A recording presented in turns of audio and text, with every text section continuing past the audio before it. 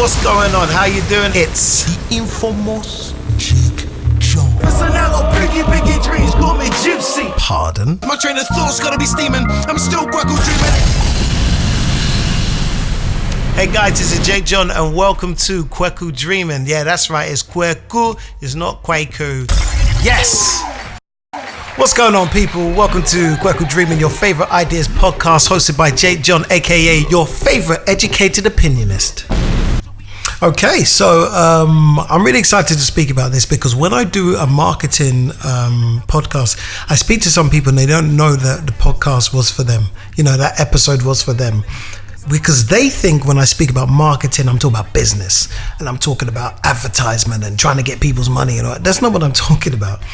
I've got a soundbite of Akon, who's about to say something that I've been trying to articulate for years.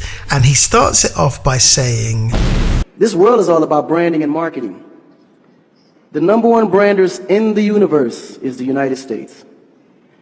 They made the United States seem like it's the best place of the world to be. It's the land of the free, home of the brave. I go there to find and chase my dreams. We have to be able to tell our own stories. Marketing is putting out a message that you want people to believe.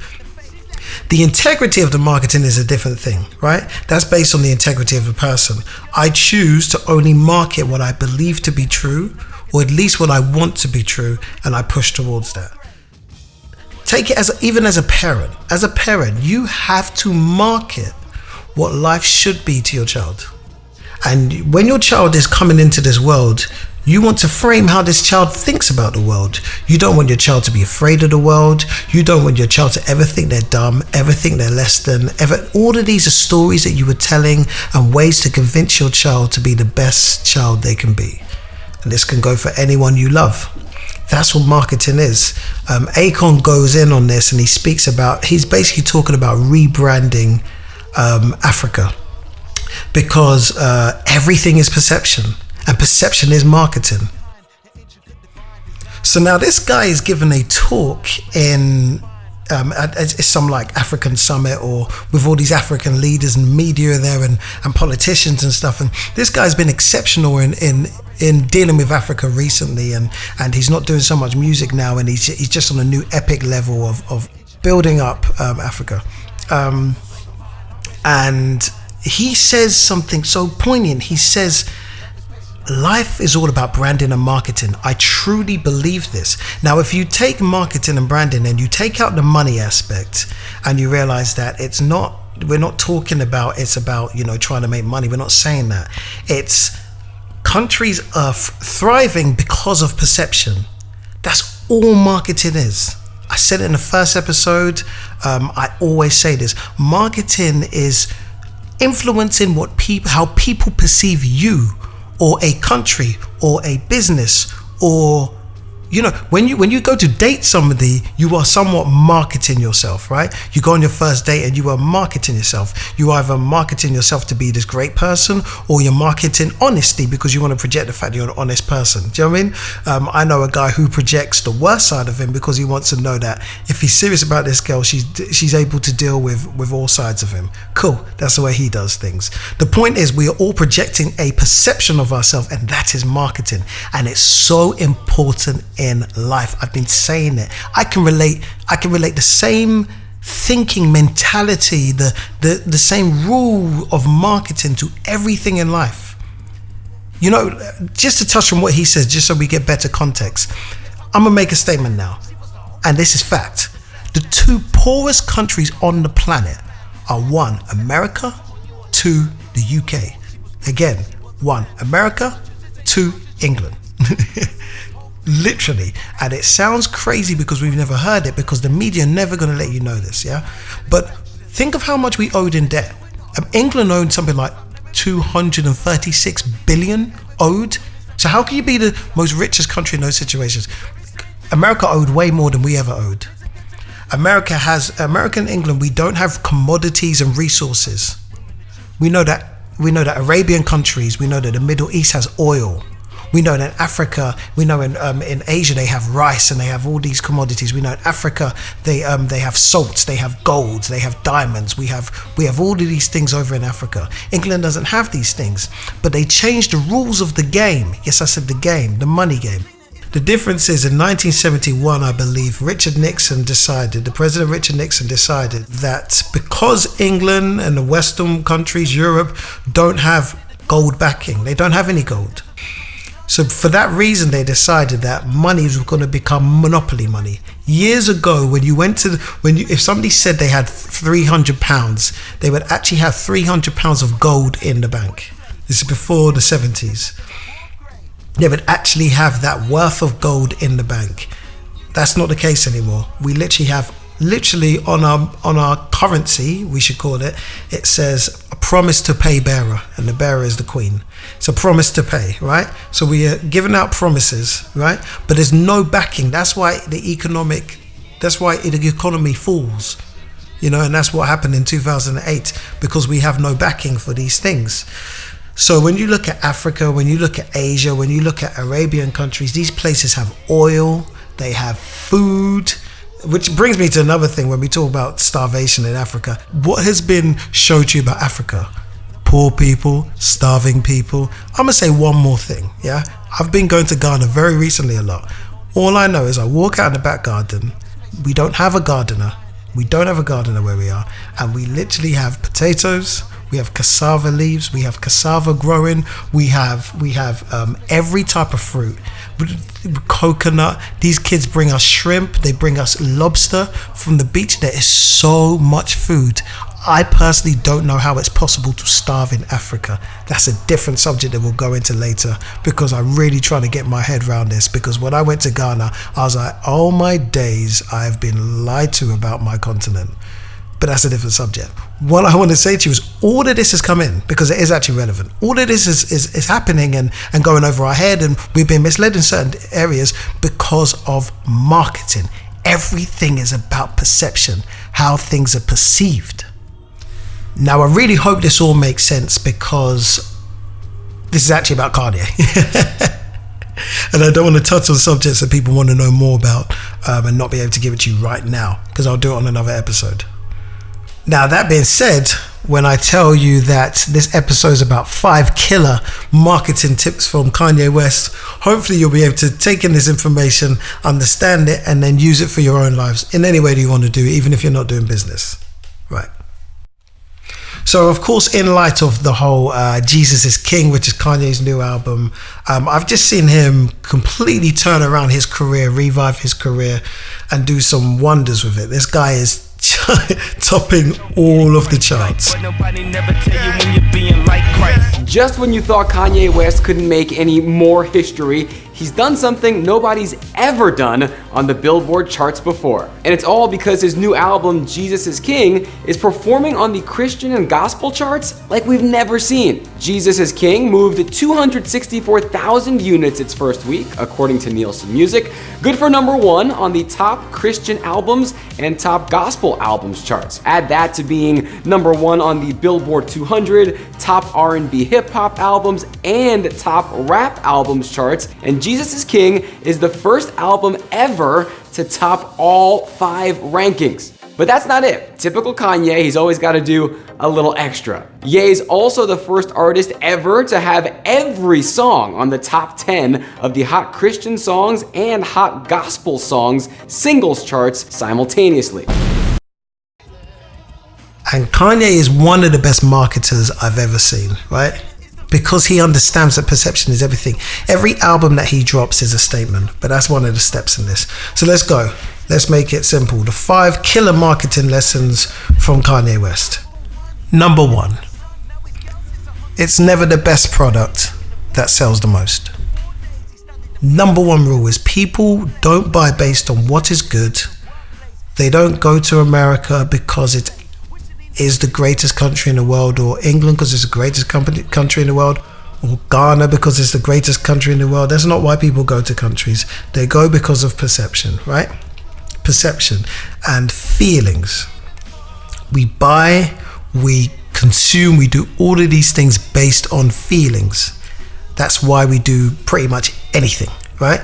So when you buy an Apple phone, most Apple buyers, including myself, bought it because an iPhone made me feel a certain way, right? When I saw the advert, I wasn't really into Apple, and then I saw the advert for the 4S, and it had this Siri, and you can tell Siri what to do, and Siri keeps you reminders. I'm not one of the only people who uses Siri.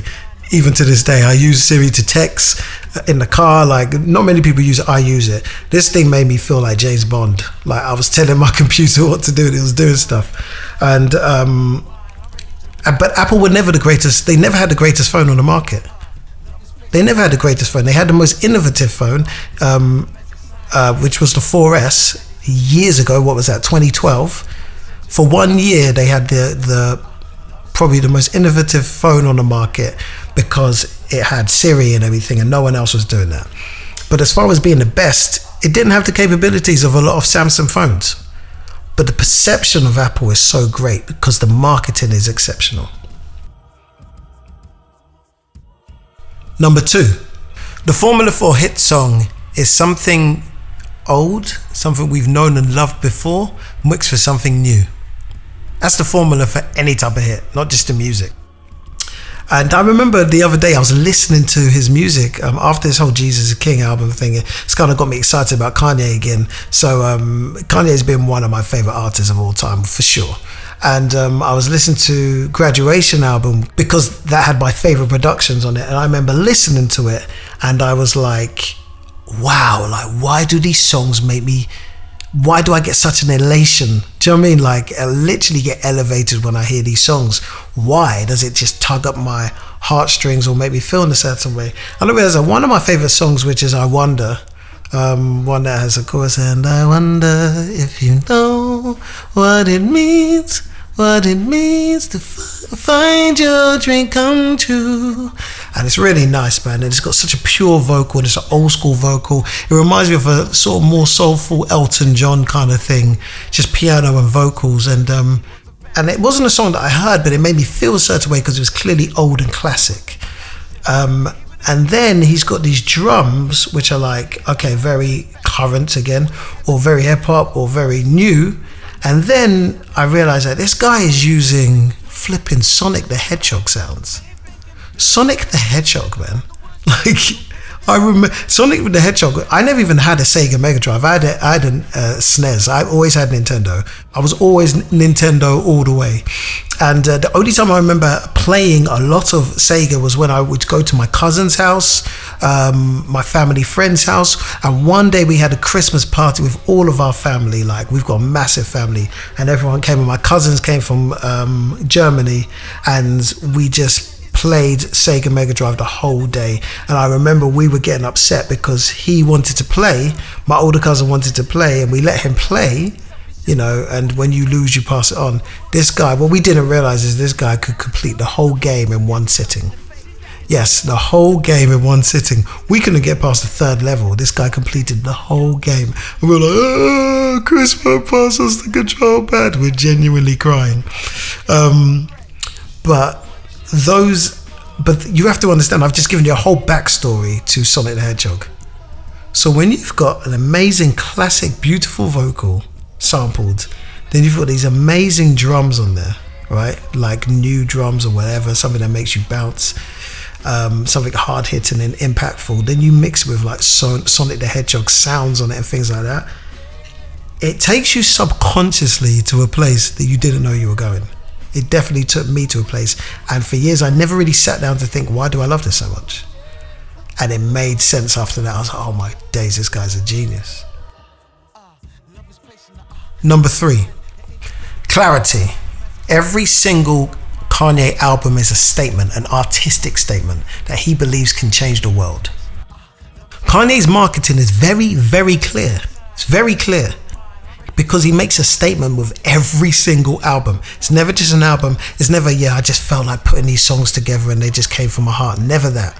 It's always a project. He does a project, man. From the artwork to the music he uses to the sound he's going for at that time.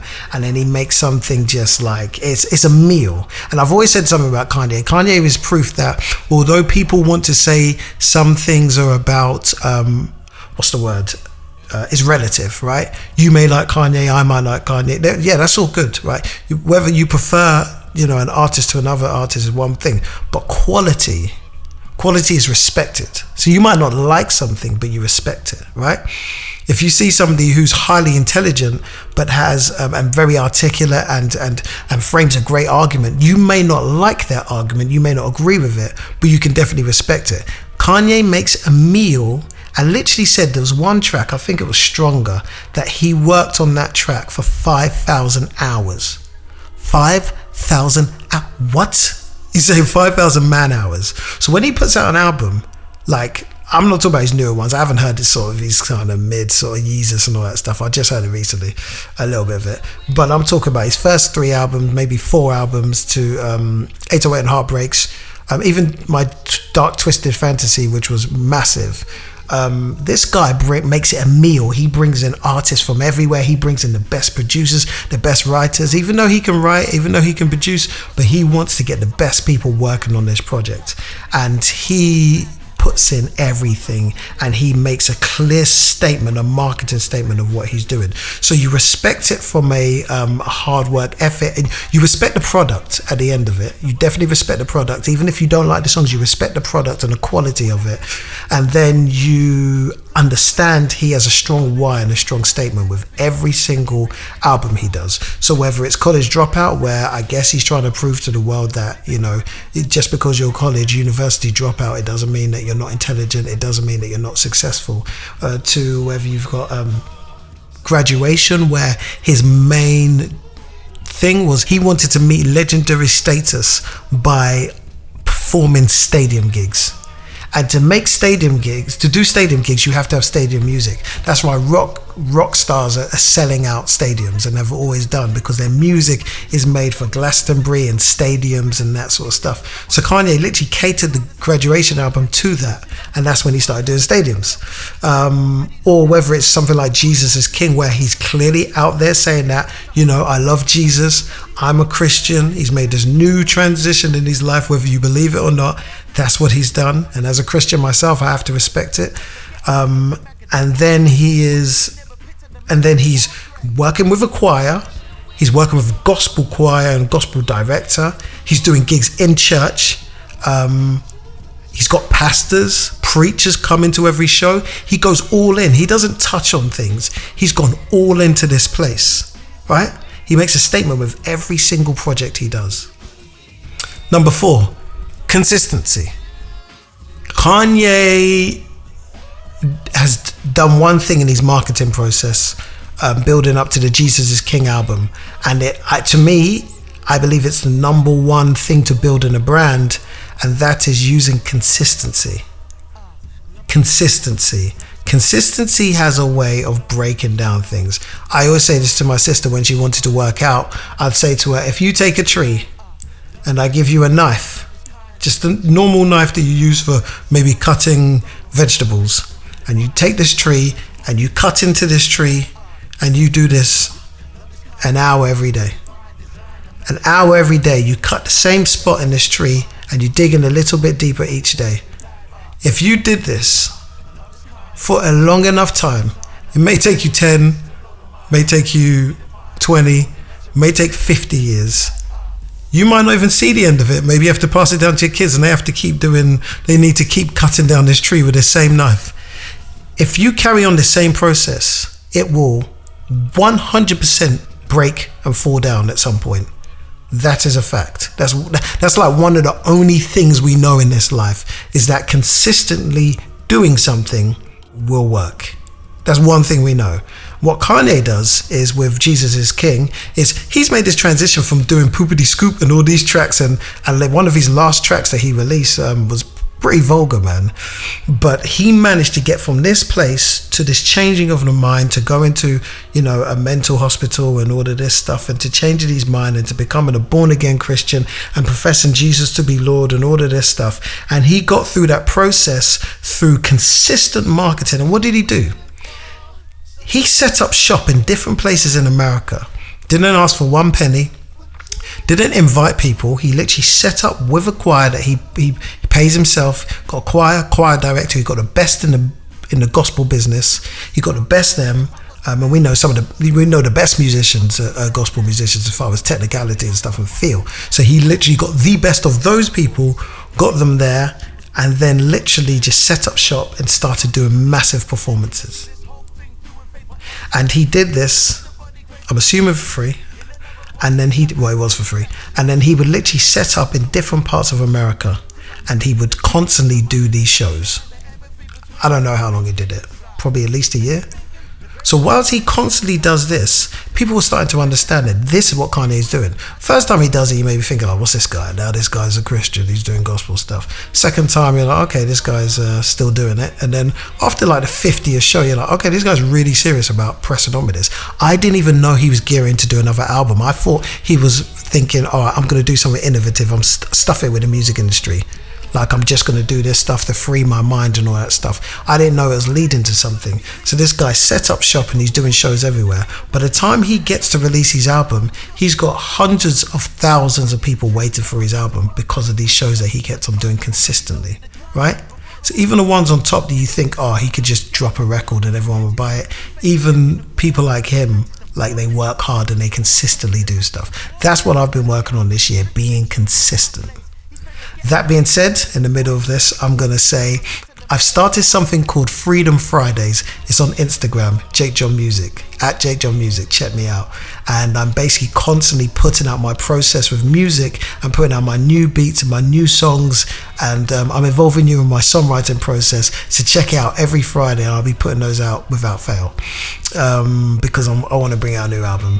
And I want to just have a lot of fun with it. So I don't know if it's an album or a mixtape, but I'm going to play a little bit of I'm going to play my first episode because it's only a 5-minute snippet. And then check out the next one this Friday, please. Okay, number 5. Arguably number 1 or number 2 most important rule in marketing, okay? And this is obviously one of the 22 immutable laws of marketing, and it is niche marketing. The best way to explain this is the saying in 22 immutable laws of marketing is, if you aim for everyone, you hit no one, right? You got to aim for a target, and that's niche marketing. Now, most people think that, let's say Beatles, let's say the band The Beatles, let's say Beyonce is a good example, let's say Michael Jackson. Most people think their target market is everyone. Everyone loves them. Everyone loves the Beatles. Everybody loves Beyonce. Everybody loves Michael Jackson. Well, after Michael Jackson died, I discovered a lot of Michael Jackson haters. And I'm not even talking about related to any legal accusations or anything like that. I'm talking about just music where people just are, oh, he's not that good. Now, that's crazy to me because obviously you know how I feel about Michael by now. However, even if you take somebody like Beyonce, this is generally how ratios go, and it's the 80-20 rule. It's 1,000 true fans. However people want to say it, it's the same thing. If you take 10 random people in the street, even let's say 100, let's be more fair because 10 people might not be interested. If you took 100 people in the street and took a survey and really dug into those people who were Beyonce fans, yeah, and Beyonce is one of the biggest artists out there, at least perception wise anyway, even though I actually discovered she hasn't sold as many records as J-Lo or Black Eyed Peas. You'd think she'd be bigger than them, right? And that's including Destiny's Child. But that's another thing. Perception is everything. Marketing is everything. So yeah, if you took 100 people and you said to these 100 people, and you took a survey to figure out who loves Beyonce and who doesn't, I would submit to you that I believe out of 100 people, I reckon 50% of those people would be indifferent. Would be like, yeah, she's cool. Like, she's cool. Yeah, 50%. So then you're left with another 50. Out of those 50, I reckon the next 30% would be like, yeah, no, she's really cool, man. I saw her at the VMAs and all of this stuff, and I think she's really cool. I'd love to go to a show, you know, right? And those people would love to go to a show. Doesn't mean they're going to a show. And then you've got like, what have we got, 20 more people left. So then you've got like the other 20%, right? Between that 20%, I would say there's about 10 people, 10 of those people who have bought her album or bought a album, whether it's Destiny's Child or whatever, and would consider themselves fans, yeah? Then I reckon you've got 5%, Out of the 10 people left, I reckon there's about 5 people who'd be like, I hate her. I don't like what she stands for. I don't like her last video. I think she's this. I think she's overrated. And those people will despise her, right? Like, to have a massive feeling about someone is a big deal. It's almost as important as having 5 people who love you, because for somebody to hate you means you've done something impactful to affect them. Because the opposite of love is indifference, right? Especially from a marketing point of view. When I got my first thumbs down on YouTube, that was the first day I rejoiced, because I was like, okay, somebody hates me enough to go out their way to thumbs down. Because from my point of view, I never thumbs down things unless I'm against it, right? If somebody puts out a song and it's terrible singing, I'll just move on. I'll be like, well, that was rubbish, and then I'll move on, right? I don't go out my way to put a comment saying you're stupid, you'll never be anyone. Do you know what I mean? It's kind of like the last episode when I was talking about if somebody's going out their way to try and destroy you or make you feel a certain way, it means you've affected them, right? So that's what you want to do. You want to be either loved or hated, ideally loved, but you have to expect hate if you're doing something great. And then so you're left with 5% of those people out of 100 who would be, and I think this is a really high number if I'm going to be honest, 5 people who buy everything that Beyonce does, buys her perfume, they know what she's doing next, they know her tour dates, they bought all of her albums, they go to all of her shows, they're on her Instagram, they follow her and all of this stuff, and they comment, and whenever she says something they comment, and that's literally how things go. It is literally the 80-20 rule, but in this situation, when you talk about pure fans, people who are actually, keeping in mind, these 5% of the people who are actually funding Beyonce's career. These are the people who are, that 80-20 rule is those 5 people in those lots of hundreds, you're right, in the centurions, right, are the people funding her career. So her fan base are based out, her real fan base who are funding her career are those 5 people out of 100, and that's a lot of people. That's the gist of how it works, right? So all that to be said is, what has Kanye done though?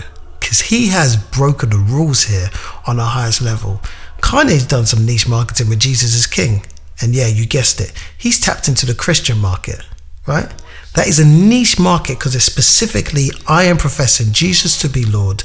I'm singing about how much I love Jesus. I'm doing it with a choir, blah, blah, blah, blah, and this is what I'm doing. Now, when you niche market, it doesn't actually alienate the people who don't believe in it. There'll be plenty of people who don't believe in Christianity or Christ. They don't believe in that, but love gospel music. I know plenty of people who, I know some atheists who love listening to gospel music, mainly musicians. So those people are still going to support it if they like the music. And then you've got the actual Christian market, right? And what's the saying? If you aim for everything, you hit nothing. But if you aim for something, then everybody knows where they stand. They know what you stand for. You're making a statement and they see what you're doing, and then they can decide whether they like it or not. So then guess what? He's tapped into the biggest niche market in the world. This is the biggest group of any people who believe in anything. 3 billion people claim to be Christians in the world. At least 3 billion. That's who he's tapped into. And guess what? I see videos of preachers who would really want nothing to do with Kanye because of the stuff he was doing before, some of the insidious things he was doing before, and now there's preachers who were reacting to his music. There were mothers and parents who are reacting to his music. And look, I'll tell you from a point of view of somebody who's looked at the deep theology of his lyrics and see how they relate to the Bible and all that stuff. Everything he's doing is 100% right. Everything he's doing is beautifully done. It's scripturally right. As far as the actual doctrine, it's completely correct. So there's nothing negative to be taken out of this, and it's winning Christians over.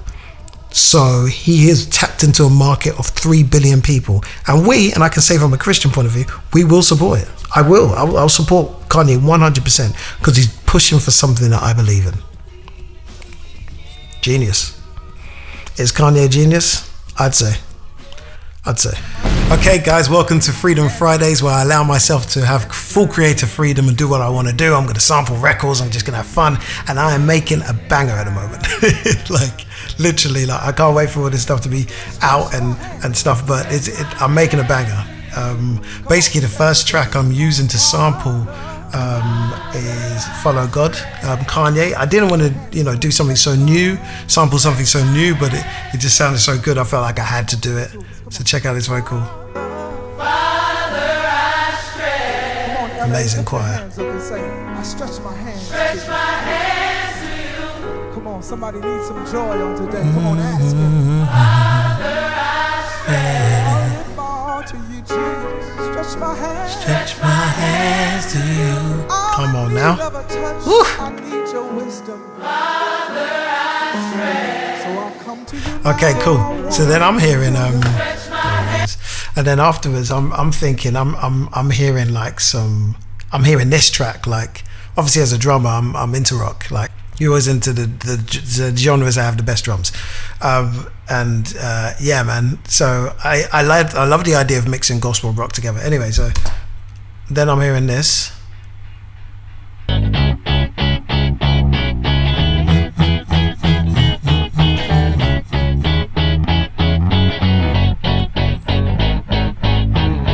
You can never know it will matter to you. So I'm like, I need to do this. Right, so this is what we got so far. Now this is a groove, baby. Ooh. Come on. Go.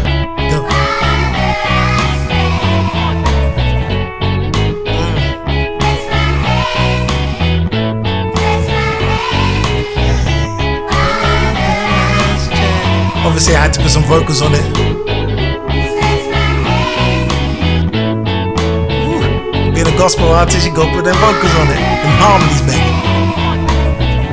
Now I put a synth on it as well, but I don't know if you can hear it, it's not mixed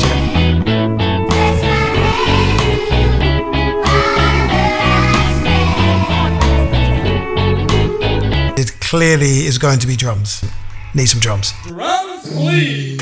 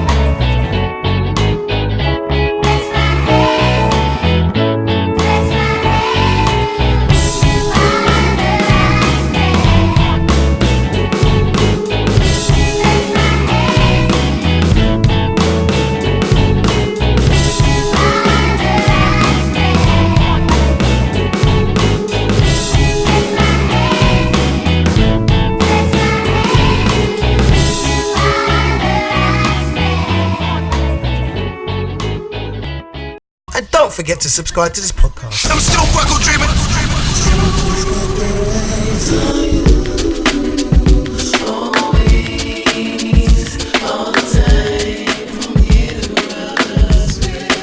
Have you ever felt like a Mitch, afraid of the night, and everything you're saying turns around to be a vice? You listen to the hype of vicarious life when everyone accepts you as taking your advice. Afraid of